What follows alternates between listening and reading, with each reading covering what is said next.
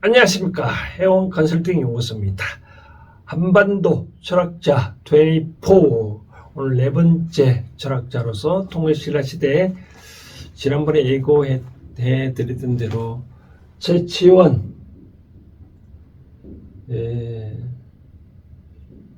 에 대해서 저희 생각을 말씀을 드리고 싶습니다. 최치원 같으면 요즘은 뭐 제 방송을 듣는 분이 이 연령대가 주로 어떤 데인지 모르겠지만 저희들은 이제 베이비 부모 세대로서 역사를 많이 공부를 했잖아요. 뭐 중학교도 고등학교도 또 대학교 입시 시험일 때도 한국사라는 시험이 있기 때문에 이 역사를 많이 공부도 하기도 했는데 요즘 저희 2세들 보면 잘 역사에 대해서 이 공부를 하는 것 듯하면서도 깊게 공부를 뭐 안 할 것 같은데 저희들 세대에서는 이제 이 시험 때문에 통일신라 시대를 공부를 할 때 보면 뭐 통일신라가 망할 때 여러 가지 이제 문제가 있었다고 얘기하는데 이 신라는 기본적으로 왕을 통치할 때 맨 처음에 이제 성골이 있었잖아요. 이제 성골이 있었고 그다음에 진골이라고 했는데 성골은 뭐냐면 우리가 김씨, 박씨, 그다음에 석탈의 석씨 요 세 성씨가 왕을 했는데 왕이랑 왕비가 똑같이 김씨, 박씨, 석씨가 이렇게 된 사람을 성골이라고 얘기를 하고, 그 다음 진골은 이제 아버지는 요 김씨, 박씨, 석씨인데 이제 왕비가 이렇게 김씨, 박씨, 석씨가 아니었던 사람, 뭐 예를 들어서 문무왕 뭐 인거 보면 문무왕의 어머니는 김유신의 그 여동생이 있잖아요, 그렇죠? 그래서 뭐 대가 끊어져서 이 성골의 진골로 이어진데 그 신라 이후에는 계속 진골로 이어왔죠. 그 다음 진골 다음부터는 이제 육두품은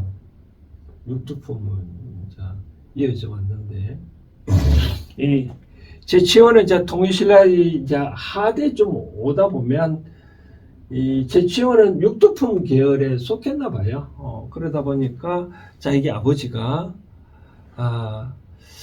이렇게 신라에 있어 봐야 크게 성공을 못하니 뭐 당나라에 유학을 보냈던 것 같아요. 뭐 그 당시에 나이가 12살인데 12살이면 우리나라 지금 초등학교 5학년인가요?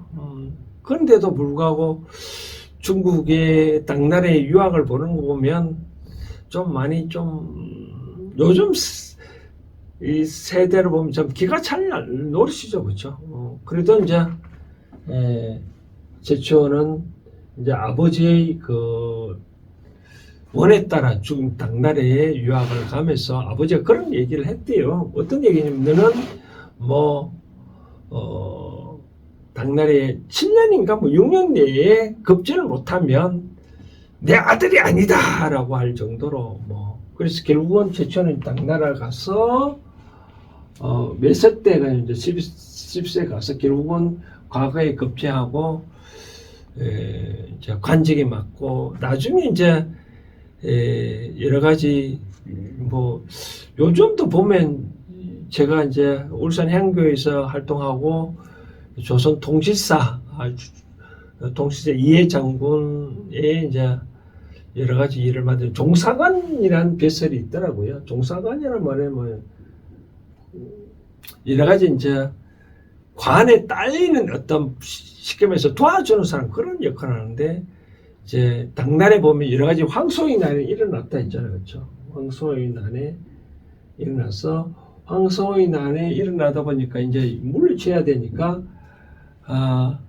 제치원이 종사관으로서 가서 경문을 보냈다는 거죠. 경문 이 황소한테 경문이 뭐냐면 이 문은 물론 이제 결을 문자고, 격은 많은 사람한테 공격한다는 그런 뜻으로 많은 사람들한테 알리는 그런 문자입니다. 그래서 어떻게 한문을 표현하면 토벌한다.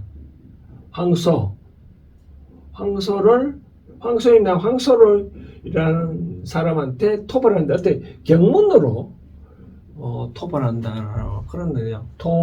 황소 경문이라는 말도 있는데, 어떤 문장이냐면, 이제 제치원이 이제 문장이 뛰어나니까 경문을 보는 내용을 읽고 황소가 침대에서 떨어져가지고 자빠지고 그래서 놀래서 도망갔다 그러는데, 이런 내용이 있대. 너는 이 민중들에 의해서 붙잡혀서 사지도 못하고 이 땅의 모든 귀신들도 너를 잡아먹는다는 표현은 알겠죠. 모든 귀신들이 너를 어떻게 잡아가겠다라는 그런 내용이 포함됐대. 그래서 이제 황소가 침대에서 떨어져서 결국 이제 토벌했는데, 그리고 난 다음에 이제 당나라 말기, 어떤 나라든 말기 시끄럽죠. 그렇죠. 결국은 제치원은 당나라에서 못 있고, 이제 이렇게 뛰어났다는 당나라의 활약상이 많이 있었잖아요. 물론 당나라 신라 간에 여러 교류가 있었으니까 신라의 사신들을 통해서 제치원이 이렇게 훌륭하고 좀 잘 지내고 있다는 모습을 신라 조정에 알려졌나 봅니다. 그래서 이제 신라 조정에서 제치원 이제 오너라.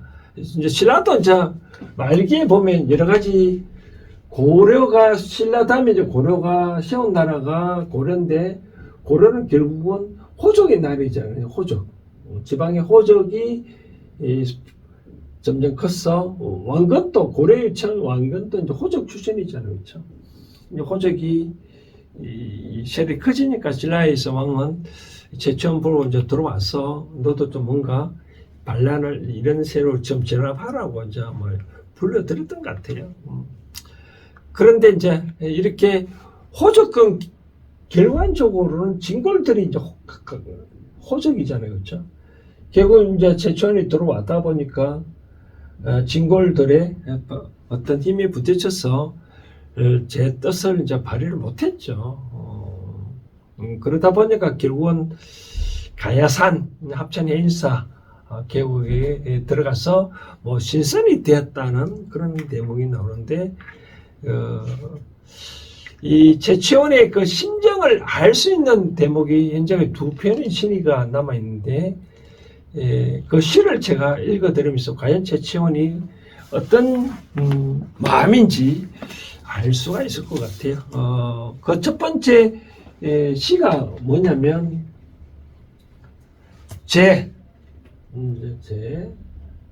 가야산 독서당이라는 시가 있습니다. 제자는 이제 제목 제자라서 어떻게 붙인다는 그런 뜻이거든요. 먼저 읽어드린다면 이런 내용인 것 같아요.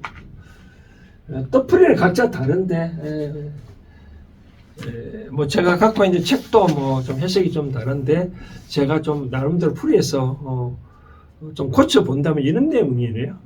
아까 말한 제 가야산 독서당 첫 번째 구절이 미친 듯 흐르는 물 첩첩 산중을 울리니, 저도 이제 가야산 합천인사에서 가야산이 우리나라에 제가 국립공원 이제 산 중에 국립공원으로 지정된 산이 제가 2013년도에 이 국립공원이 지정된 산을 다 탐방할 때 가야산도 11번째나 탐방했는데, 그때 참 가야산 가보니까 진짜 첩첩산중이더라고요.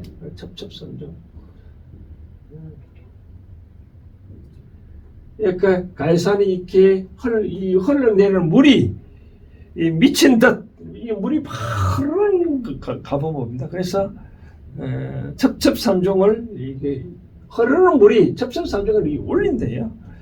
그런데 이 울음소리가 두 번째 구절이 지척에서도 사람의 말을 분간할 수가 없네.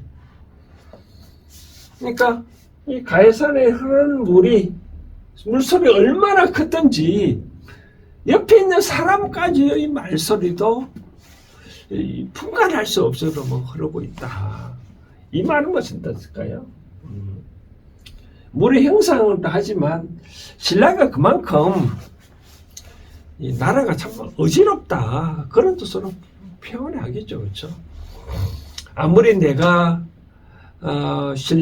고국에 와서 여러 가지 정치를 펴려고 했으나 내 말에 대해서는 귀담아 듣지 않냐고 제각기 목소리가 내니 이 흐르는 물을 비교해서 흐르는 물이 얼마 소리가 큰지는 모르겠지만 바로 옆에 있는 사람 말까지도 알아볼 수 없도록 그런 물소리가 큰 거 보니 내가 하는 신라시대 말이 아까 말한 징골들이 너무 많다 보니까 내 목소리를 먹히지 않았다 그런 얘기인 것인 것 같아요. 그다음 세 번째 구절이 시비하는 소리가 귀에 닿을까 늘 두렵다. 시비하는 소리가 내 귀에 닿을까 늘 두렵다. 그만큼 내가 그렇게 정치를 펴려고 했는데 온갖 세상 사람들이 나를 시시비비 날 나쁘다고 하는 그런 소리가 많이 들린다. 그런 소리가 좀 이상하죠, 그렇죠? 흐르는 물 소리가 지척간에도 들리지 않을 정도로 큰 소리인데 그 큰 소리도 불구하고 나를 탓하는 그런 소리가 들린다. 말 들었다. 그만큼 바깥 세상 소리가 크다는 뜻이겠죠, 그렇죠? 마지막 구절이 참 와닿는데 흐르는 물로 하여금 온 산을 둘러싸게 했네라고. 쉽게 말해서 이러한 나를 탓하는 소리가 너무 크다 보니 흐르는 물로 내 지비하는 소리를 들리지 않게 이렇게 둘러쌌다. 이런 게 이제 가해산 합천 해인사 옆 골짜기에 최천이 글을 써놨대요. 그런데 이제 그걸 너무 오랜 세월이 지나다 보니까 잘 안 보여서 조선시대 말 송시열 그분이 이제 다시 또 옮겨 적었다는 말도 있는데, 그 다음 또 시 한 편에 이제 드디어 최치원이가 산신이 되었다는 그 입산시가 하나 있는데, 그런 거 보면 이제 제가 읽어낸다면 입산시. 산에 들어가면서 선 시인데, 첫 번째 좀 재밌네요. 스님이시여, 산이 좋다고 말하지만서. 스님이 산에 많이 속세를 등지고 산에 많이 들어가잖아요, 그렇죠? 근데 이제 가야산 합천인사에 들어가면서 최치원은 그런 말을 하셨다니. 스님이시여, 산이 좋다고 말하지 마소. 산이 좋다면 뭐 때문에 산에서 나오십니까? 가끔 스님들이 산이 좋다고 절에 들어갔는데 절이 아니고 자꾸 속세에 나오잖아요, 그렇죠? 물론 저는 뭐 스님이 속세에 나온 걸 나와야죠, 그렇죠? 깨달으면 뭔가 모르게 중생들을 깨우치게끔 해야 되겠죠, 그렇죠? 그런데 자꾸 내려오니 뭐 때문에 자꾸 산에서 나오시냐라고 탓하는데, 세 번째 구절이 시험 삼아 훗날 나의 종족을 살펴보시오. 이제 스님들은 자꾸 산에서 내려오는데 나중에 스님시연 내가 어떻게 행동했는지 한번 살펴보라라고 그런 얘기인데, 결국은 한번 산에 들어가면 다시 나오지 않으리다. 자기는 저 산에 들어갔다면 다시는 나오지 않겠다. 스님들은 자꾸 이제 산이 좋다고 산에 갔다고 했는데도 불구하고 절에 들어가서 산에 갔다 했는데 자꾸 나오니까 자기는 나오지 않았다. 이 최치원은 결국은 자기 식솔들을 데리고 자기 형이 가해산 합천해인사 스님이었대요. 그래서 형님한테 의지를 하러 합천해인사 들어가셨는지 모르지만 식솔들을 데리고 다시는 이제 자기가 이제 그럼 아까 말했잖아요. 산에 들어가서 신선이 뒤에서 세상 속에 안 나왔다라고 얘기를 하는데, 아무튼 지금 향교에 가보면 이 삭망 분야는 초하루하고 보름날, 저도 지난 보름날 가서 이제 망분향을 했는데, 지난번에 말한 대로 향교에 가면 첫 번째 지난번에 만든 설총, 그 다음 여기 제치원이라는 데 원에 대해서 이제 위패가 있어서 물론 가운데 이제 공자가 있고 이렇게 이제 위패가 모셔져 있는데, 그만큼 이제 유교의 대가로서 두 번째로서 이제 향교에서는 제치원 선생을, 제가 제치원 선생이라는 표현을 해도 될지는 어떤지 모르겠지만 이렇게 유교에서도 제치원 분을 님이라는 표현하기 낫겠네요, 그렇죠? 여러 가지 애를 올리고 있는데, 여기서 이제 우리는 이제 이렇게 제치원의 행적을 설명하는 것만이라도 끝나면 재미없잖아요. 뭔가 철학이란 뭔가요? 지난번에 말했다시피 철학의 아버지는 탈레스의 세상 물로 구성되어 있다고 얘기를 했다시피 뭔가 깨달았잖아요, 그렇죠? 철학은 너무 고지식하고 타분한 거 어려운 게 아니라 단순합니다. 내가 만약 현재 어떤 일을 한다 그러면 과연 일을 뭐 때문에 하는가 자각을 하는 거죠. 중국에서는 공자와 노자에 들어와서 인간의 본성, 생각을 하게 되죠. 옛날에는 천자가 모든 것을 좌지우지했기 때문에 사람은 동물같이 어떤 생각하는 게 존재할 수 없겠죠. 그래서 나중에 이제 공자, 노자가 오면서 드디어 뭔가 모르게 생각을 하게 됐죠. 생각. 그 자체가 바로 이제 철학이 시작이 됐다고 하는데, 제치원 또 현대에 되면서 철학자라면 뭔가 우리가 와닿는 대목이 있어야 되잖아요. 여러분들 이제까지 제가 말한 것에 대해서 무엇을 느꼈습니까? 저는 이렇게 생각을 합니다. 나는 제치원은 아까 말씀드린 대로 그 당시에 분위기에 따라 당나라에 가서 유학을 갔고, 거기서도 뭔가 모르게 훌륭한 실력을 키웠는데 당나라 말기에도 자기 역할이, 결국은 그런 얘기 있대요. 자기가 12살 때 갔으니 어디에 의지해서 길거리에서 노숙하면서 공부를 할 수 없잖아요, 그렇죠? 신라와 왕족 간에 뭔가 결탁을 맺은 그 고관 관직에 의지를 해서 생활하고 했는데, 당나라 말기니까 그 집도 망하고 자기 말이 제대로 안 먹히니까 다시 신라에 왔고, 근데 28에 왔더니 28에 17년 생활을 마감하고 28에 와서 신라에 와서 뭔가 모르게 여러 가지 관직을 많이 마쳤대. 처음에는 이 흥강왕 때 여러 가지 일을, 흥강왕의 뜻을 유교 정책을 펼쳤기 때문에 뭔가 모르게 이렇게 제가 말씀드린 호족들을 무너뜨리고 귀족들 진골 무너뜨리고 뭔가 모르게 자기가 실력만 있으면 이 관직을 말 수 있도록 여러 가지 유교 철학을 내세웠죠, 그렇죠? 그런데 진골들의 어떤 두터운 벽에 의거 뜻을 펼치지 못하고 결국은 이제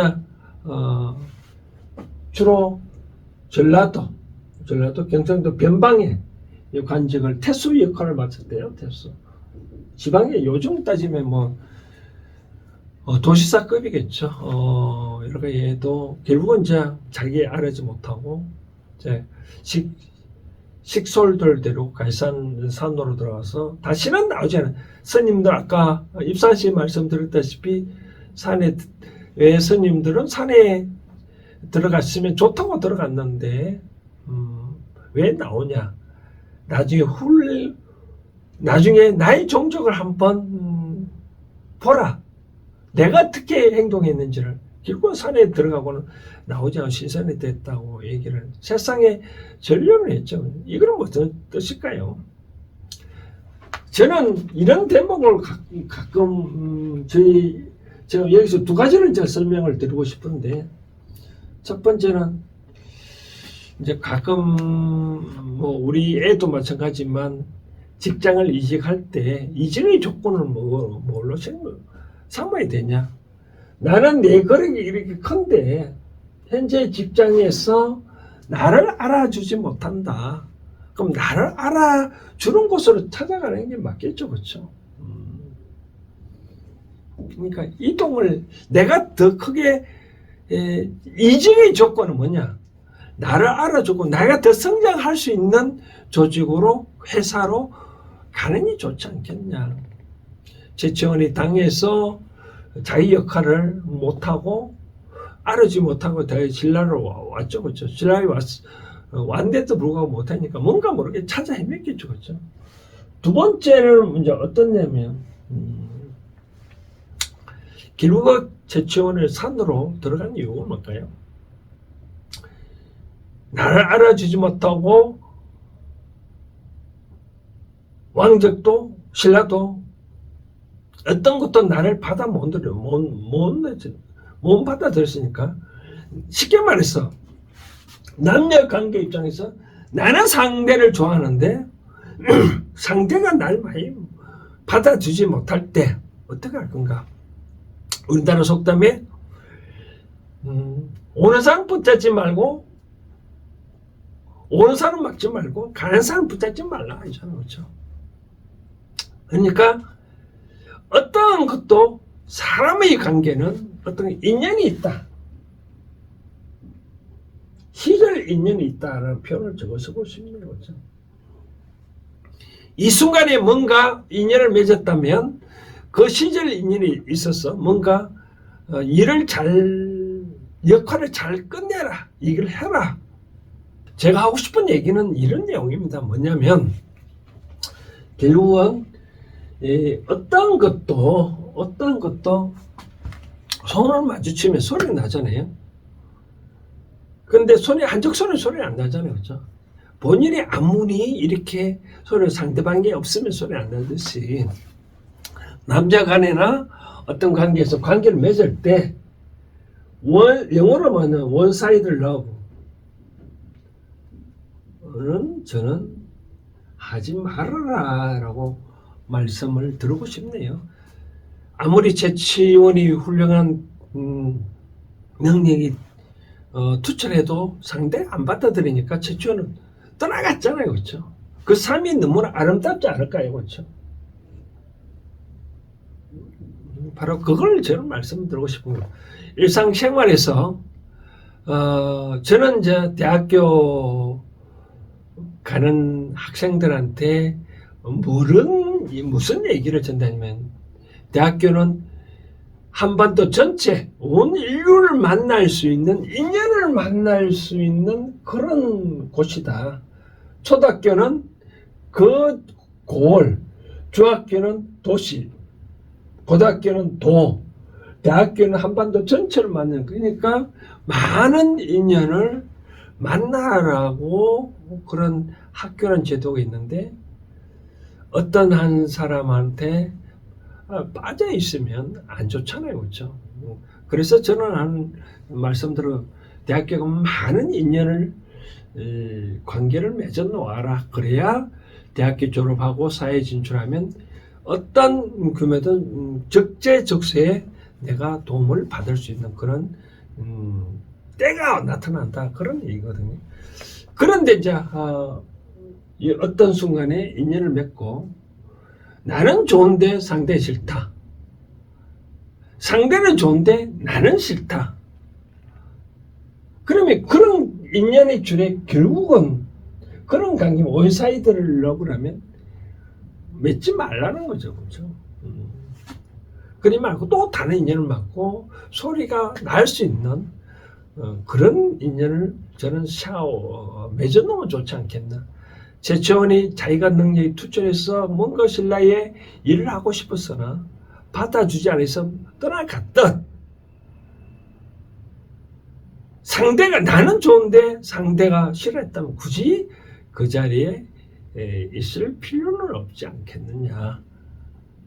그래야 상대를 뭐라 할까요? 어떤 것도 산출물은 내가 관여할 수 없는 것은 지켜보는 게 좋다. 우리가 부모 자식 간에도 마찬가지입니다. 부모는 그냥 간섭하라는 것보다 관심을 가지는 게 좋죠. 그죠? 묵묵히 해서 상대방가 도움을 원한다면 내가 도움을 주면 되는데 상대가 도움을 원하지 않는데도 묻지도 않는데도 자꾸 내가 얘기를 하면 그 얘기가 상대 귀에 잘 들어올까요? 들어오지 않잖아요. 그렇죠? 그래서 내 이 세상의 삶이 편안하려면 절대로 어떤 것도 상대의 삶에 간섭하지 말고 관심을 가는 상태에서 지켜보는 것도 좋다.